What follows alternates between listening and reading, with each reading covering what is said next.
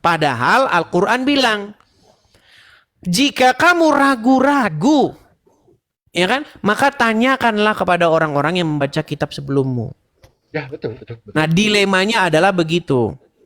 Makanya ketika saya mempelajari agama Islam, ini keyakinan saya, ketika seseorang itu mempelajari agama Islam secara mendalam, memang akhir-akhirnya dia itu akan dituntun untuk membaca Injil dan membaca Taurat.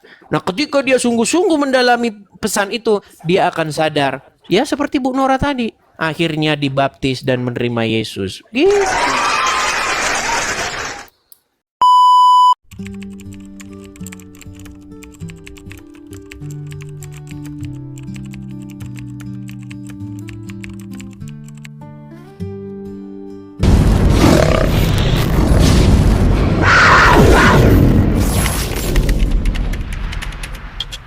Umat muslim tidak percaya itu masalahnya.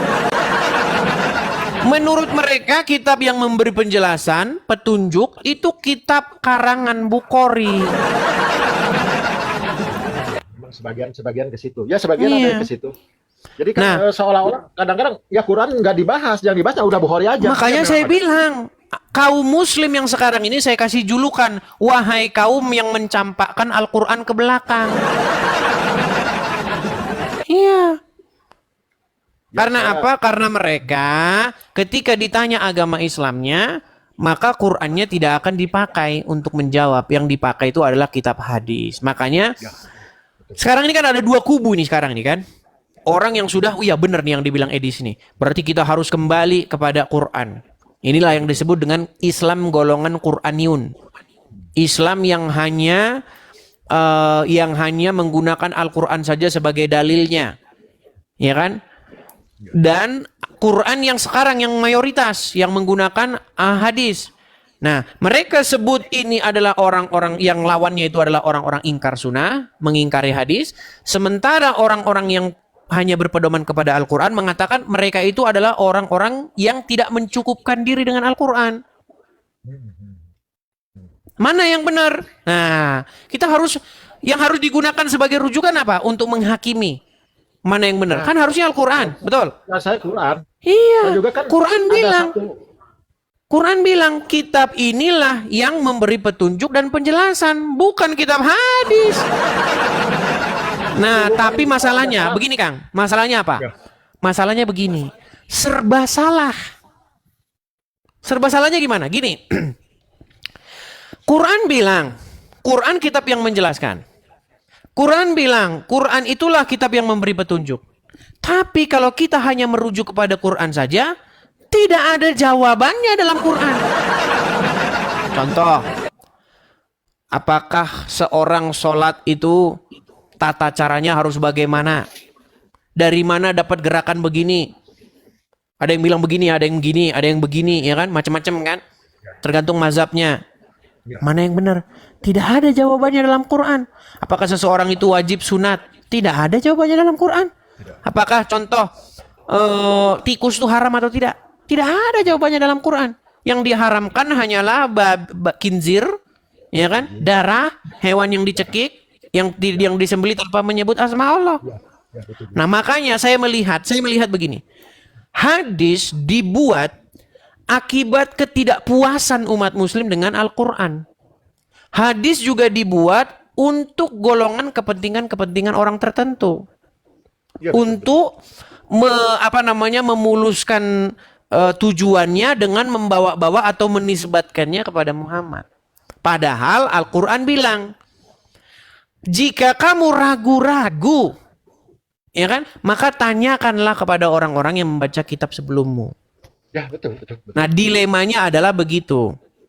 Makanya ketika saya mempelajari agama Islam, ini keyakinan saya, ketika seseorang itu mempelajari agama Islam secara mendalam, memang akhir-akhirnya dia itu akan dituntun untuk membaca Injil dan membaca Taurat. Nah, ketika dia sungguh-sungguh mendalami pesan itu, dia akan sadar. Ya, seperti Bu Nora tadi, akhirnya dibaptis dan menerima Yesus. Gitu. Memang betul. Seperti itu.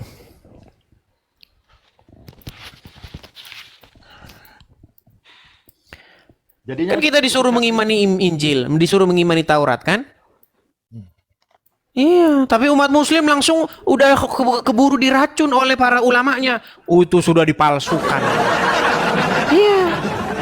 Loh, kalau sudah dipalsukan, kenapa Quran bilang bahwa di dalam Taurat dan Injil itu terdapat petunjuk dan kebenaran? Kalau udah dipalsukan, ngapain Quran melegitimasi?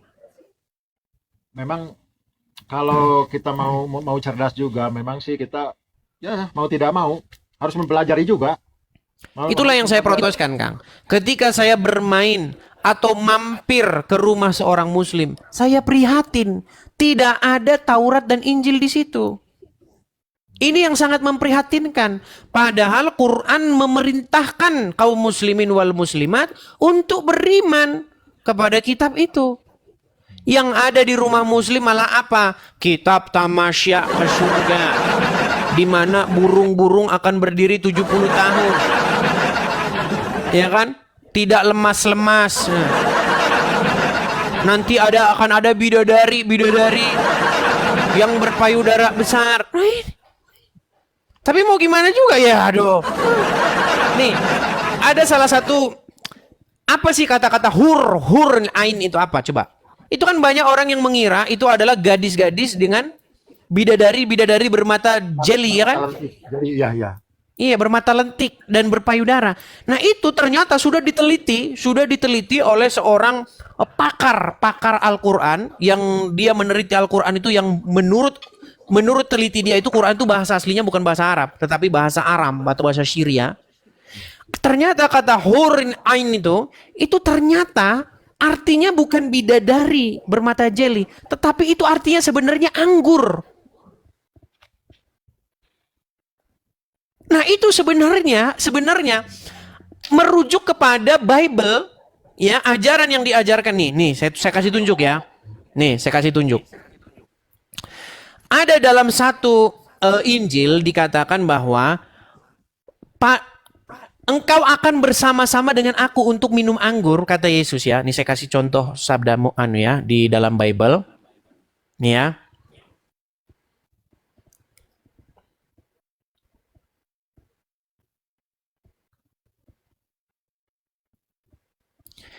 Itu buku yang sangat menarik ya. Kalau kita baca itu memang benar ini, memang nih ya. Bagaimana Yesus berkata nih seperti ini. Saya balik ya. Nih. Kata-kata ini nih. Perhatikan yang warna merah ini ya nih. Di dalam Markus 14 ayat 25. Aku berkata kepadamu, sesungguhnya aku tidak akan minum lagi hasil pokok anggur sampai pada hari aku meminumnya, yaitu yang baru dalam kerajaan Allah. Nih, ternyata kalau kita merujuk kepada bahasa Aram, kata anggur ini itu identik dengan kata hur itu tadi, hur ain itu tadi. Makanya di dalam sebuah relief ya, di dalam sebuah nih ya. Sebentar ya.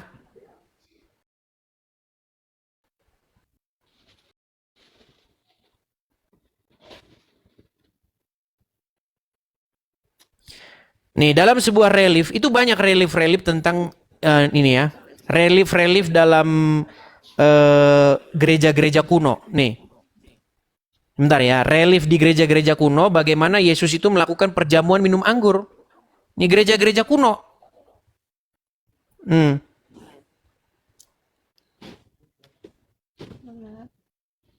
Aduh, saya ini datanya belum saya simpan.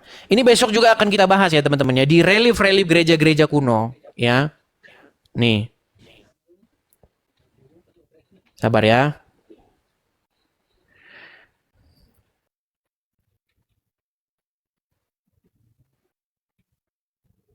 Ini tidak ada tampilannya di sini. Itu buku yang bagus pokoknya. Belum bisa saya tampilkan sekarang, tapi besok itu.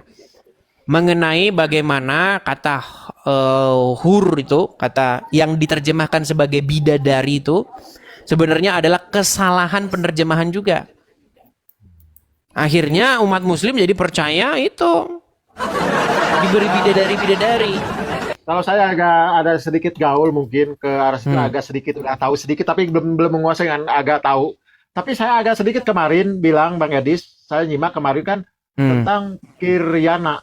Tapi saya Keryana. nggak terlalu Kiryana. Ya. Itu dapat data dari mana itu? Saya Nah, jadi ini kalau ini saya nggak tahu, ini sama sekali nggak tahu saya ya, ini. ada sebuah buku itu ini makanya teman-teman baca ini. Ini buku yang agak sedikit berat ya, kalau memang orang-orang awam jadi agak sedikit sulit. Nama bukunya itu adalah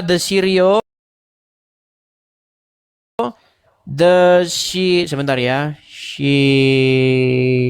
Sebentar ya.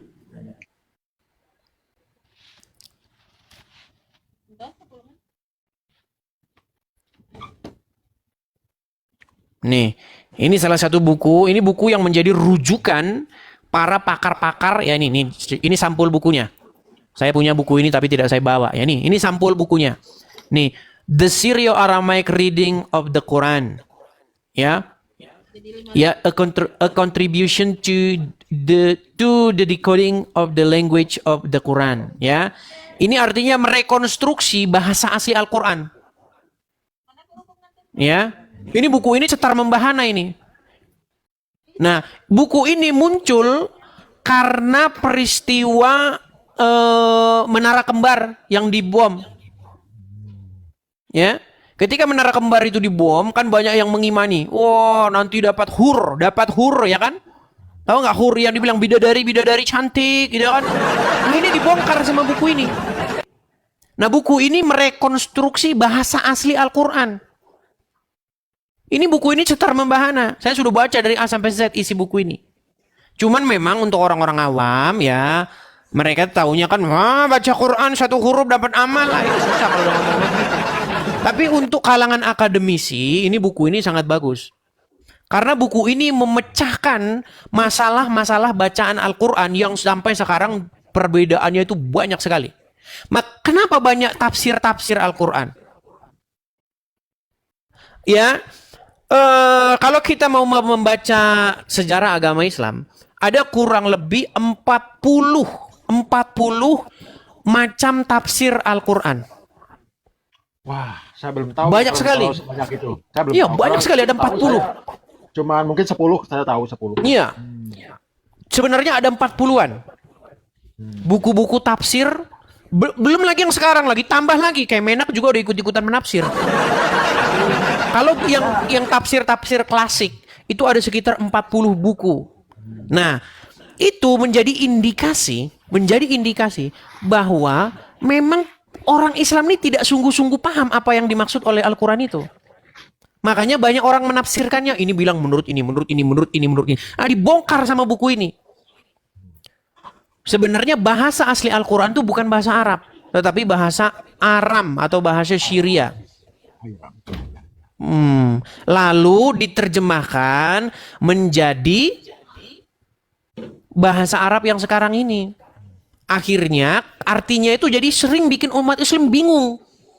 Ya jelas. Iya, seperti bahasa Sunda yang diterjemahkan dan jadi bahasa Jawa. Ya. Banyak mirip-miripnya tapi bikin bingung. Iya memang. Iya.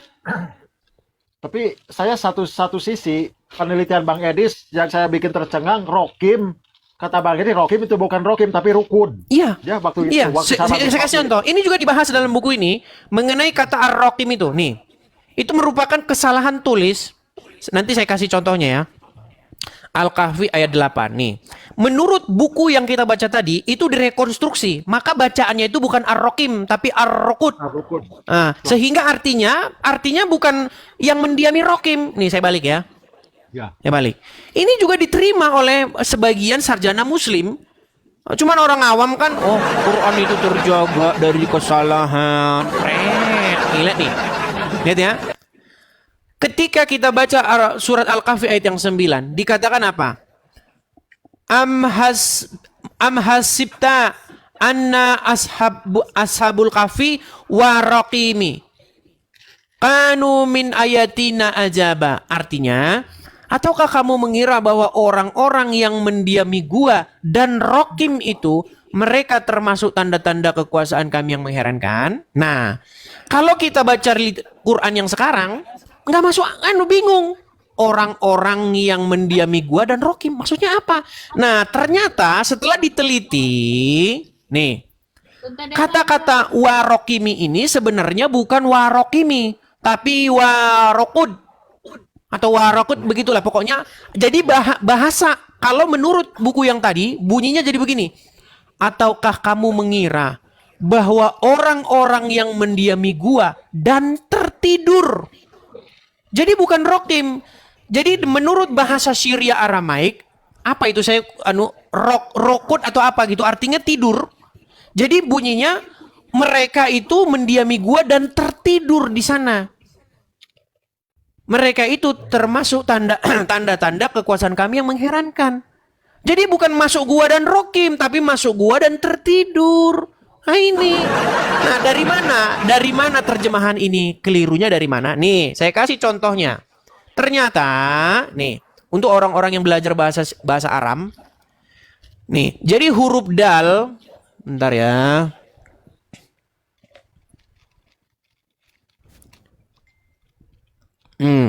Jadi huruf dal dalam bahasa Aram itu seperti ini.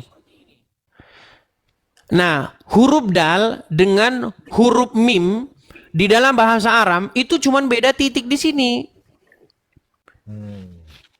Nah, karena dulu belum ada harokatnya. Tulisan zaman dulu itu nggak ada tanda baca. Jadi penerjemah Al-Quran dia membaca yang seharusnya rukud menjadi rokim. Akhirnya terjadilah kesalahan kosakata itu. Iya. Ah ini sudah pernah saya bahas di buku yang pernah saya terbitkan sekitar tahun 2021. Bagi teman-teman yang sudah pernah membaca buku itu silakan dilihat kembali. Iya. Jadi mereka salah baca. Makanya ayat yang sekarang itu nggak bisa dipahami dengan benar. Nih. Ayat mutasabihat masuknya itu. Iya jadi bingung. Rukut. Orang-orang mendiami gua dan rokim. Apa rokim ini? Coba cek lihat Quran kalian masing-masing. Nggak ada yang ngerti rokim itu apa. Nih kalau kalian baca ini. Nih kisah para penghuni gua dan batu pualam. Nih batu pualam. Yang tertulis di atasnya. Dari mana metode atau bahasa apa kok bisa rokim itu dikasih nama batu pualam? Itu metode apa? Metode ngarang bebas. Iya kan? Nih. Lembah rokim hanya sesuatu yang menakjubkan. Sungguh ini. Banyak ini yang nggak tahu rokim ini apa. Kalau kita baca terjemahan-terjemahannya. Nih kata warokim ini adalah nama dari sebuah lembah. Tadi bilang batu pualam, sekarang nama lembah lagi apa lagi? Atau papan yang tertulis di atasnya nama-nama mereka. Ini ngarang bebas dari mana? Ini coba. Nih. Lagi nih bilang apa nih? Banyak nih. Apalagi nih, misalnya nih. Banyak yang mengatakan ini mac aneh-aneh, mempunyai rokim, yaitu kitab yang di dalamnya tertulis nih, kitab sekarang. Lembah, batu pualam, kitab, macam-macam. Ada yang bilang juga nama anjing. Macam-macam tafsirnya. Ad-Dahak berkata, nih, Mujahid berkata bahwa Ar-Raqim adalah nama kitab yang diletakkan di depan bangunan mereka. Sebagian ulama berkata bahwa Raqim adalah nama lembah. Satu bilang nama kitab, satu bilang nama lembah. Kenapa nggak bilang aja nama kolam gitu kan? Kan? Nama bangunan. Sebagian ulama berkata Raqim adalah nama lembah. Ali bin Abu Talha meriwayatkan dari Ibnu Ar-Raqim adalah sebuah catatan. Nih, Ar-Raqim adalah sebuah prasasti yang tertulis pada sebuah batu. Nih, Abdurrahman bin Zaid Aslam berkata Ar-Raqim adalah kitab. Kemudian dia membaca, ini banyak nih. Macam-macam ini. Ya kan? Pokoknya bikin pusing dah kalau nganu. Nih. Ternyata menurut bahasa Syria ini salah ini. Nih, karena sebenarnya huruf dal nih ya. Saya kasih contoh sejarah huruf dal nih ya. Huruf dal itu kan sebenarnya begini. Bener nggak ini huruf dal? Ya betul. Nah, sebenarnya zaman dulu ketika orang menulis huruf dal, ketika dia lambat menginikan tintanya itu jadi begini, huruf dalnya itu jadi begini. Ketika tinta itu lambat ditarik, itu turun tinta itu. Betul nggak? Jadi huruf mim. Ya masuk akal logik. Iya, makanya jadi seperti ini nih hurufnya nih. Nih. Nih, zaman dulu kan nggak ada pena, belum ada ini nih. Jadi huruf dal itu sebenarnya kecil sekali. Dulu penanya itu pakai bulu. Dia bukan masih pakai bulu nulisnya. Bulu-bulu apa? Bulu burung atau bulu ayam. Gitu. Huruf dal kan kecil begini. Ya kan? Nah, ketika ditarik begini jadi huruf mim dia sekarang. Jadi kata rukud yang harusnya kata rukud. Jadi harusnya bacaannya itu adalah nih. Bukan warokim tetapi warokud. Jadi orang-orang yang mendiami gua dan tertidur di situ. Itu bahasa aslinya. Seperti itu. Ada banyak hal yang memang orang-orang awam tidak ketahui. Kajian-kajian begini nggak ada di pondok pesantren masalahnya. Nggak ada. Seperti itu, Kang. Tapi nanti saya juga penasaran, saya nyoba udah tahu ini nggak? Pasti Bang Edis ini bukan kelas ecek-ecek untuk Bang Edis. Apa itu? Isa dan Paulus dalam Al-Qur'an. Siapa itu penerbitnya? Kayaknya buku Indonesia asli itu.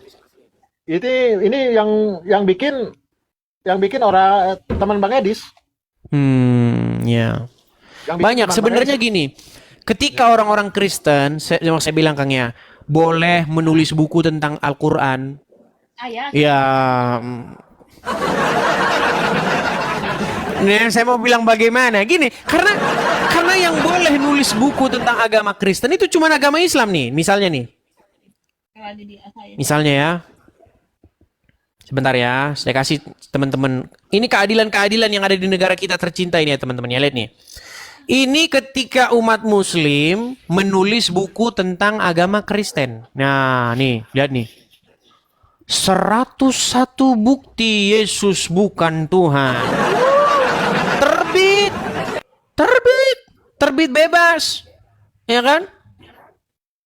Ya kan? Ketika orang Kristen, ini karangannya yang nulis ini siapa? Namanya Insan LS Moko Ginta. Ketika orang Islam bikin buku tentang agama Kristen, namanya apa? Dakwah. Iya. Ketika orang Kristen bikin buku tentang agama Islam, namanya penistaan agama. Nah itu teman-teman. Makanya dulu saya pernah bikin buku. Itu tidak lolos, ISBN-nya nggak keluar. Karena apa? Ya, saya harus menjelaskannya. Iya. Saya pernah menulis buku itu. Tahun 2021 atau 2022, itu saya bagikan gratis kepada seluruh umat muslim. Termasuk Uncup. Uncup itu saya kasih itu buku itu gratis. Uncup PI, banyak itu muslim-muslim saya bagiin. Tidak ada satupun dari mereka bisa membantah, nggak bisa. Soalnya gini, Bang Edis ya, saya kalau saya meneliti arti dari agama itu, kan agama itu apa? Mengatur antara hubungan manusia dengan Tuhannya dan sesama manusia. Ya. Pada dasarnya yang saya tahu, semua agama pada intisarinya kedamaian dan kebaikan, ya betul nggak? Seperti 10 nubuah, ke agama yang lain jadi dasa kerta, dasa sila, dasa niyama brata gitu ya. Tapi pada kenyataannya kok jadi begini saya gini.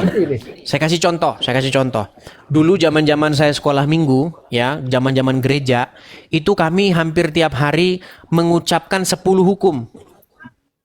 Ya kan? Akulah Tuhan Allahmu yang membawa kamu keluar dari tanah Mesir. Jangan ada padamu Allah lain di hadapanku. Jangan membuat bagimu patung yang menyerupai apapun, baik yang ada di langit, di bumi, maupun di bawah bumi dalam air. Jangan sujud kepada mereka. Jangan mencuri, dan seterusnya. Ada salah satu di situ, ya, yang bunyinya, jangan kamu mengingini milik sesamamu. Jangan kamu mengingini istrinya. Bayangkan Bang, 10 hukum Musa itu, hukum Taurat itu Iya, 10 Bang. dilanggar sama Muhammad. Coba dikatakan di dalam Al-Qur'an Muhammad bersama-sama dengan Allah, bahkan Allah di situ mengatakan menginisiasi supaya Muhammad itu menyuruh Zaid menceraikan istrinya supaya istrinya Zaid itu jadi istrinya Muhammad. Benar nggak? Iya, itu sudah bertentangan dengan hukum Taurat. Wahai Nabi, mengapa kamu bilang ya kepada Zaid, tahanlah terus istrimu, padahal kamu menyembunyikan di dalam hatimu apa yang hendak dinyatakan Allah. Ini mungkin banyak muslim yang belum tahu juga, Bang. Walaupun ini hampir sering kita bahas, tapi banyak muslim nggak tahu ini. Nih, itu ada di dalam surat Al-Ahzab, ya, ayat yang ke-37. Nih ya, saya bukakan. Atau mungkin Kang Ma'ruf juga banyak belum tahu ini. Nih, ini adalah surat yang sangat kontroversial nih.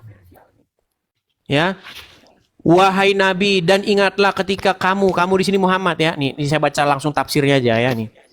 Tatkala kamu wahai Nabi berkata kepada orang yang Allah beri nikmat Islam kepadanya, yaitu Zaid bin Haritsah yang dimerdekakan oleh Nabi dan pernah diangkat sebagai anak olehnya. Kamu memberi nikmat kepadanya, kemerdekaan kepadanya. Apa kata Muhammad? Biarkan istrimu Zainab binti Jahsy dalam ikatan pernikahan dan jangan mentalaknya dan bertakwalah kepada Allah wahai Zaid.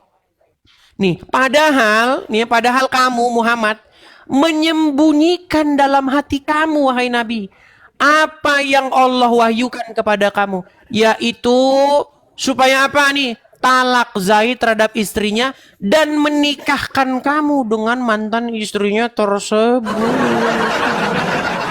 Jadi di sini justru Allah yang menjadi dalam tanda kutip dalang supaya apa? Supaya Zaid itu menceraikan istrinya dan istrinya Zaid jadi istrinya Muhammad.